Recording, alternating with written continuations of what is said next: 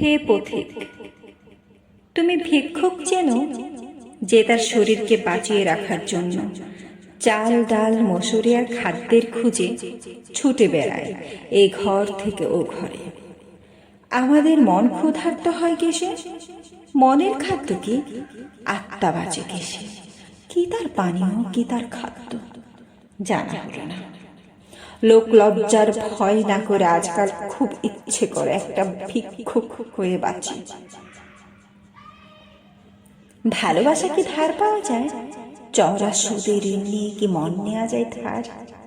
আমি মিথ্যেবাদী, ভণ্ড বা প্রতারক নই। প্রতি কিস্তি ঠিক সময়ে ঠিক অঙ্কে করায় গণ্ডায় শোধ দেব। শোধ দেব, কথা দিচ্ছি।